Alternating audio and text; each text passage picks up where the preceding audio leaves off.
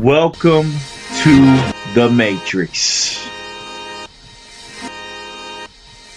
Last night, Keanu Reeves in the flesh.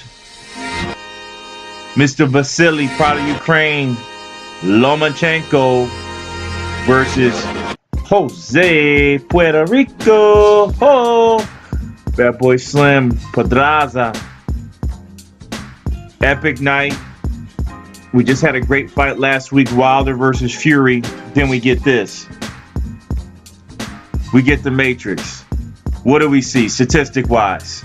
See it to the right, ConcuBox. ConcuBox tells a story, right?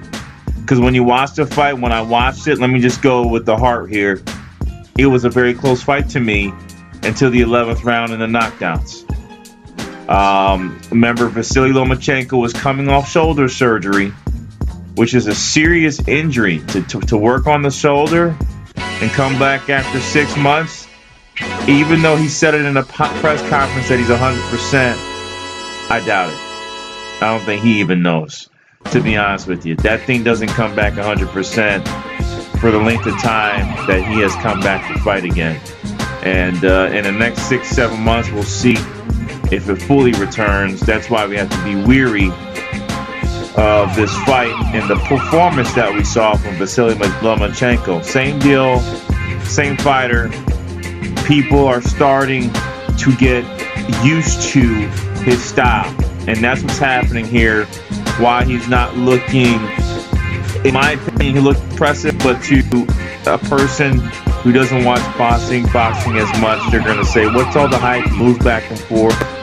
I don't really see what the hype is about. The other guy, it looks like he held up pretty good. The fact of the matter is he's a chess player. It's a chess match. So if you like checkers and you like the quick knockout, boom, boom, boom, boom, boom, boom, Gervonta Davis is your guy. I mentioned that name for a reason, obviously. Gervonta Davis did fight Jose Pedraza, okay? And he knocked out Jose Pedraza with one shot, okay? Tank Davis is the Mike Tyson of boxing. However, I've seen one fight from Mr. Tank Davis that precluded me to say this would be Lomachenko's toughest competition, and before he continues to move up in weight, because he is a 135er. Okay, this is his weight. He looks very, very healthy here. I like what I'm seeing. He looked a little bit emaciated at the lower weights, you know, the 127s and things like that. I like him at 135. People keep complaining, but, you know, they go, oh, he's too short. No, he's not, folks. Pedraza was like 5'8" versus a 5'7" Lomachenko. My friends, he's in this weight class. He just has short arms. Luckily, if you look at him, his stance is a little bit higher, and his footwork is so ideal that the reach difference doesn't necessarily matter. It's his feet, his eyes that allow him to get in the hole. I think Davis is going to have a similar situation where he's going to be the shorter man. Lomo loves short guys, and that's the issue. I think Tank he will have some trouble, and everybody will have Lomo as the favorite. However, I'm one of those puncher guys, like a Wilder, right? I was going for Fury, but I knew Wilder had that one-punch capability. It'll be the same effort versus Tank Davis. But let's get back into the fight. I kind of went on a tangent talking about the endpoints of Tank Davis, and we'll get back to it. Statistic-wise, Pedraza, I think, did one of the better jobs as a fighter against Lomachenko. I think a lot of fighters learned some things here, how they can get him against the Matrix movements. And it is the side-to-side switching stance movement that gave Lomachenko a lot of headache. And to be straightforward with you, if Pedraza had any bit of power, which he does not, we would probably be looking at a much different fight. So things that Tank Davis or another fighter that wants to fight Lomachenko can learn are definitely here within this fight. Head movement, bounce back, switch from left to right stances, move around a bit. It looks like you have a solid shot at getting Lomachenko. Stat-wise, it's pretty obvious to me the output and the stamina of Lomachenko. Again, the footwork is great. The eye coordination is amazing, but the stamina of this guy the relentlessness is what I think separates him, because if Jose had a little bit more in the tank, I think it still would have been a good fight, and something that we would have to think about from a decision standpoint a little bit if you were just looking at the fight. Now let's look at the stats to the right. Very simply, Lomachenko killed the man. 32% landed of total punches versus 12%. Okay, that's how ESPN had it. All right. 20% of his jabs were landed again versus 6% of Mr. Pedraza. Could have done a lot more work there. He threw a total of 506. Good effort. However, he just didn't land any. When we get into the power body punches, and I thought Pedraza did well here in the end. He should have put a lot more effort into it in the beginning of the fight. 80 shots thrown for Pedraza at 18%. And then Mr. Lomachenko, look at the high percentage here. 45% of his body shots landed, if you believe that. What a performance there when you look at the stats.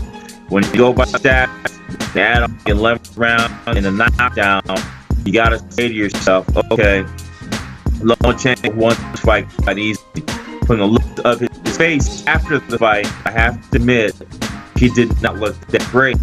But when you look at the statistics and the knockdowns, Lomachenko seemed to be a bit cocky in the post-fight press conference, stating, what do I need to remix this guy for? It was an easy fight. I was saying, look at your face, but then I look at the stats and he shut my face up. Great performance. Looks like he's just one of these guys that's going to swell up easily. His team has to be concerned about that as he faces tougher punches. And why I'm going here is simply two fighters, Mike Garcia, Gervonta Davis. Mike Garcia, I think, is too big. Lomachenko, don't be his biggest fight. I think he does Davis first, see what happens there.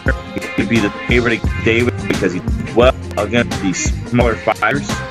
But look at Pedraza, not even throwing. He should be throwing something there. He would, Anyway, Davis should be one of those matches that should be a little bit easier for him.